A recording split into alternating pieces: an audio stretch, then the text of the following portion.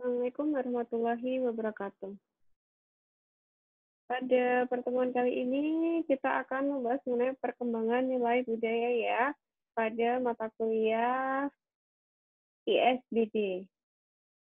Langsung saja kita lihat materinya. Nah, untuk referensinya itu saya menggunakan ada 5 buku ya. Kemudian ada 1 jurnal juga. Jadi sebelum kita membahas mengenai perkembangan nilai budaya, kita akan membahas apa yang menjadi dasar. Kenapa kita perlu untuk mempelajari ISBD ya?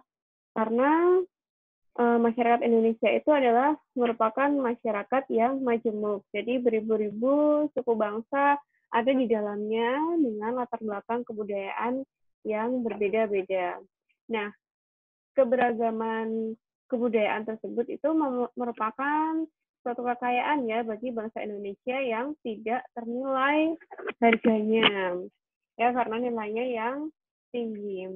Nah, walaupun di antara kebudayaan maupun adat istiadat yang ada dalam masyarakat Indonesia itu ada yang menguntungkan, namun ada pula ya yang kebudayaan masyarakat itu yang merugikan bagi baik itu untuk kesehatan ibu hamil, ibu bersalin maupun pada ibu nifas.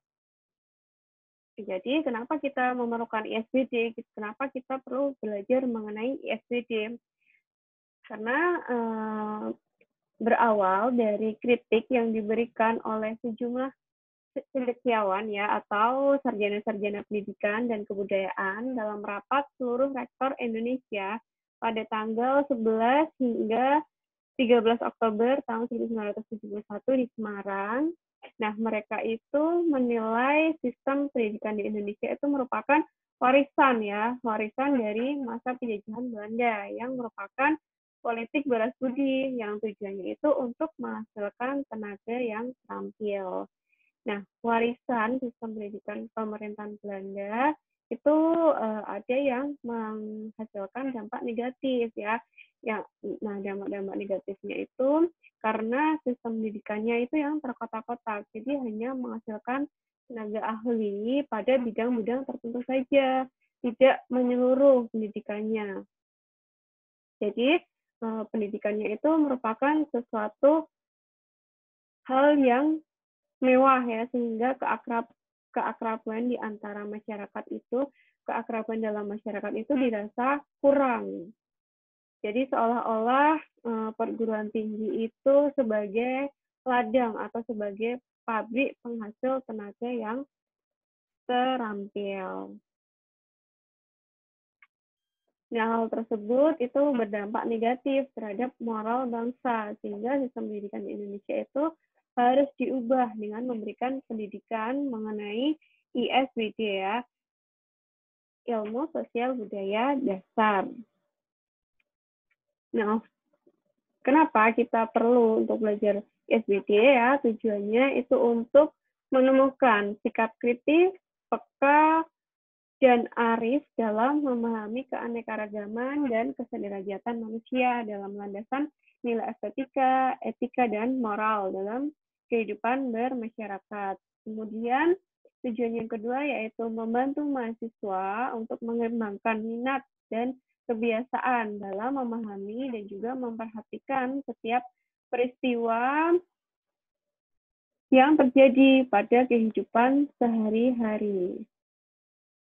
Kemudian yang ketiga, kesediaan memikirkan dan mempertanyakan kembali pengetahuannya tentang kenyataan-kenyataan sosial serta kemampuan dalam menyesuaikan diri dengan lingkungan sosial yang harus dibenarkan dan sebaliknya ya, mengubah keadaan sosial yang tidak dapat dibenarkan dengan yang pastinya dengan penuh tanggung jawab ya. Jadi setiap tindakan itu baik atau benar itu harus mempunyai tanggung jawab masing-masing.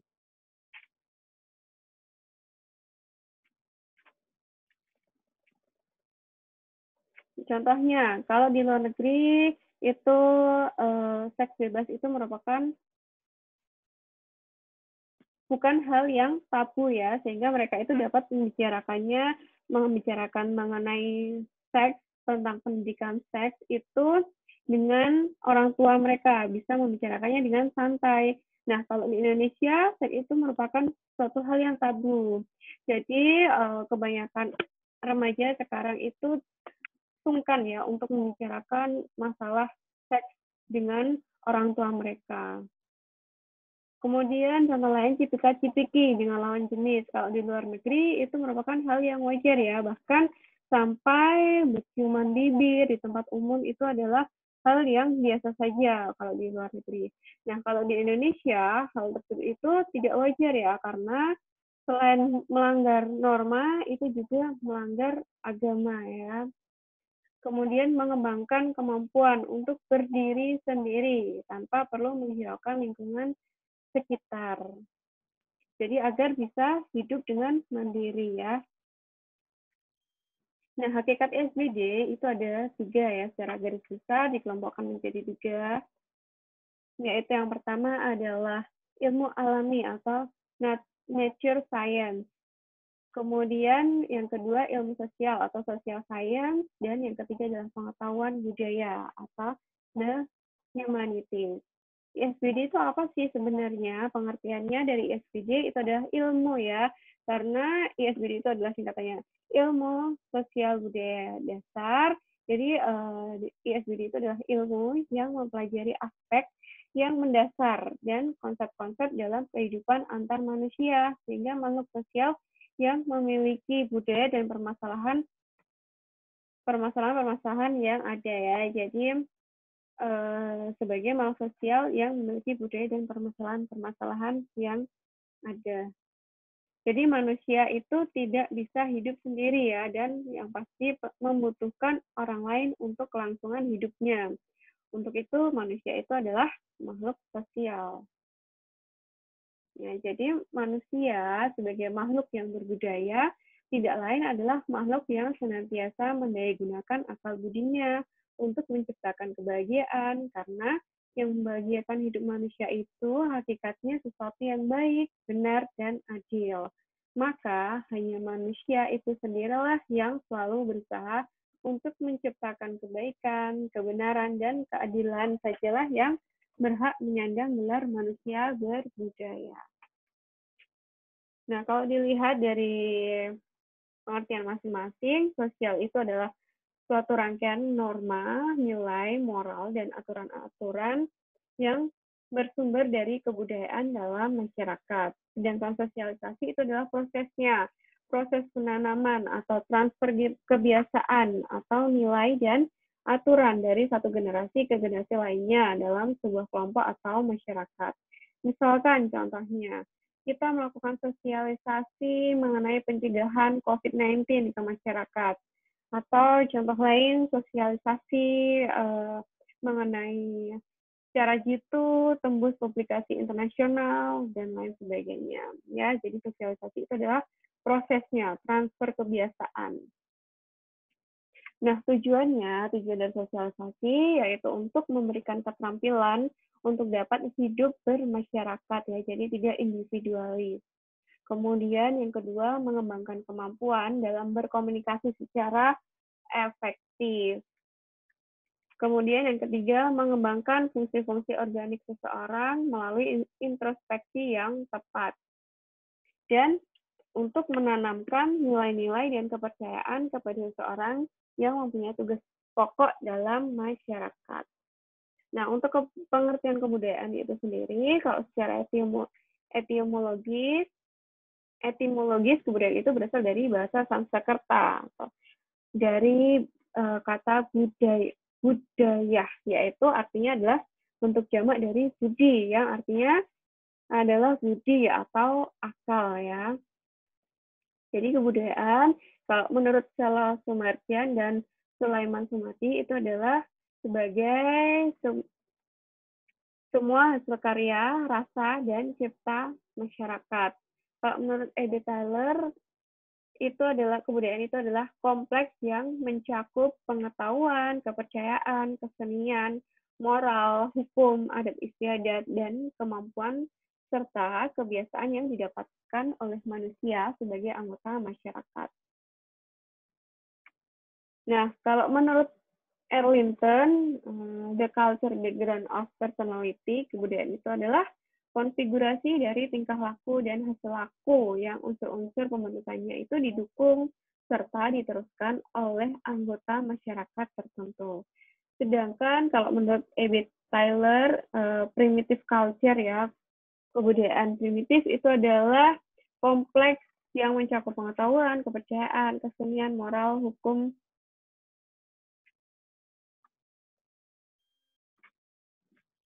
adat, istiadat dan lain kemampuan serta kebiasaan-kebiasaan yang didapat oleh manusia sebagai anggota masyarakat ya, sama ya seperti yang tadi yang di atas untuk Abby Taylor. Kemudian kalau dari penggalan katanya, budaya itu adalah daya dari budi yang berupa cipta, karsa, dan rasa. Jadi kalau tadi budaya itu dalam bahasa Sanskerta artinya budi. Kalau budaya di sini pengertiannya adalah daya dari budi yang berupa cipta, karsa, dan rasa. Jadi kebudayaan itu adalah hasil dari cipta, rasa, dan karsa ya. Yang pastinya kebudayaan itu dimiliki oleh masyarakat manusia yang diturunkan secara turun-temurun secara biologis. Ya, tidak diturunkan secara biologis, melainkan diperoleh dari melalui proses belajar. Nah, unsur-unsur kebudayaan menurut Konca Runningrad itu ada 7 unsur ya. Yang pertama itu adalah sistem religi, itu meliputi sistem kepercayaan, sistem nilai dan pandangan, komunikasi keagamaan, upacara keagamaan ya. Kalau contohnya misalkan di beberapa daerah kepercayaan untuk berobat ke dukun itu juga kadang di beberapa daerah pelosok itu juga masih tinggi ya. Jadi mereka apabila sakit berobatnya ke dukun, bukan ke tenaga kesehatan atau fasilitas kesehatan. Kemudian untuk pengertian agamanya sendiri, kalau menurut Emil Durkheim itu adalah sistem kepercayaan dan praktek yang telah dipersatukan yang berkaitan dengan hal-hal yang kudus, kepercayaan-kepercayaan dan praktek-praktek yang bersatu menjadi satu komunitas moral yang tunggal. Kemudian unsur yang kedua itu adalah sistem pemasyarakatan atau organisasi sosial. Itu meliputi kekerabatan, asosiasi dan perkumpulan, sistem kenegaraan, sistem kesatuan hidup, dan perkumpulan. Kemudian unsur yang ketiga adalah sistem pengetahuan. Nah, kalau pengetahuan itu bisa meliputi flora dan fauna ya, tumbuhan dan hewan, kemudian waktu, ruang, dan bilangan, kemudian tubuh manusia, dan perilaku antar sesama manusia ya. Ya, contohnya misalkan seperti pengetahuan ibu hamil tentang gizi pada ibu dan bayi, dan lain sebagainya. Kemudian yang keempat, bahasa ya. Bahasa itu adalah sebagai alat komunikasi ya, baik itu secara lisan maupun secara tulisan. Kemudian unsur yang kelima adalah kesenian, itu bisa contohnya seperti seni pahat, seni atau seni patung, kemudian relief, lukisan atau gambar, kemudian riasan, vokal, musik, bangunan, drama, dan lain sebagainya ya. Nah, yang keenam itu adalah sistem mata pencaharian hidup atau sistem ekonomi. Contohnya misalkan kalau di Indonesia itu paling banyak itu adalah bercocok tanam ya, karena sebagian besar wilayah Indonesia adalah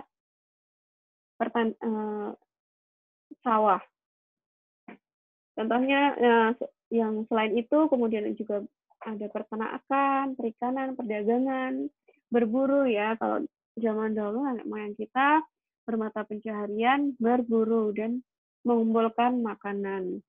Kemudian yang ketujuh sistem peralatan hidup atau teknologi, itu meliputi produksi, distribusi, transportasi, kemudian peralatan komunikasi seperti gadget ya, telegram, faksimiles, dan lain sebagainya. Kemudian peralatan konsumsi dalam bentuk wadah, pakaian dan perhiasan, tempat berlindung, perumahan, dan juga senjata ya.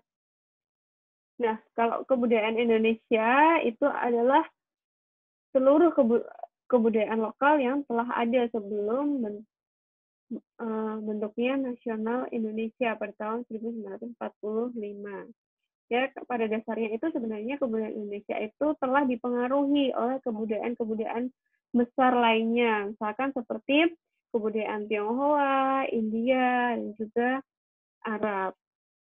Nah, kebudayaan India itu telah masuk di Indonesia dan mempengaruhi kebudayaan Indonesia itu karena adanya interaksi perdagangan ya zaman dahulu, adanya interaksi perdagangan yang sangat intens antara pedagang-pedagang Tionghoa dan pedagang Indonesia ya, yaitu pada di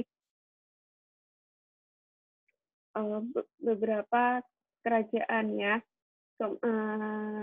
kerajaan-kerajaan yang pastinya kalau yang dipengaruhi oleh kebudayaan Indonesia, India adalah kebudayaan yang beragama Hindu dan Buddha ya, yang sempat dahulu itu mendominasi Indonesia ya pada abad ke-5 Masehi yang ditandai dengan adanya dengan berdirinya kerajaan tertua di Indonesia yaitu adalah Kerajaan Kutai ya pada abad ke-5 hingga abad ke-15 Masehi. Kemudian kebudayaan besar lainnya adalah kebudayaan Tionghoa. Nah, kebudayaan Tionghoa ini masuk dan mempengaruhi kebudayaan Indonesia juga karena adanya interaksi kebudayaan-kebudayaan Indonesia, kebudayaan adanya interaksi perdagangan yang intens ya antara pedagang Tionghoa dan juga Indonesia ya. Jadi perantau-perantau dari Tionghoa itu datang dari selatan Tiongkok dan mereka itu menetap di Indonesia. Kemudian mereka menikah dengan penduduk lokal sehingga dapat menghasilkan perpaduan antara kebudayaan Tionghoa dan lokal yang unik. Kemudian berkembang menjadi salah satu akar kebudayaan lokal modern di Indonesia ya. Misalkan seperti kebudayaan Jawa dan juga kebudayaan Betawi. Selanjutnya ada juga pengaruh dari kebudayaan Arab yang masuk karena banyak pedagang-pedagang Arab yang singgah di Indonesia dalam perjalanannya menuju ke Tiongkok dan mereka itu sembari menyebarkan agama Islam ya ke Indonesia. Nah, pada abad ke-16 penjelajah dari Eropa itu juga datang ke Indonesia dan terjadilah penjajahan di Indonesia kemudian berlanjut sehingga dapat membawa kebudayaan barat dan sampai sekarang dapat membentuk kebudayaan Indonesia modern ya yang sampai sekarang berkembang di Indonesia. Nah, teknologi, sistem organisasi dan politik, kemudian sistem sosial, berbagai elemen budaya, misalkan seperti boga, busana, perekonomian, dan lain sebagainya, itu banyak ya yang diadopsi dari kebudayaan barat yang lambat laun itu jadi terintegrasi, jadi menyatu dengan masyarakat ya.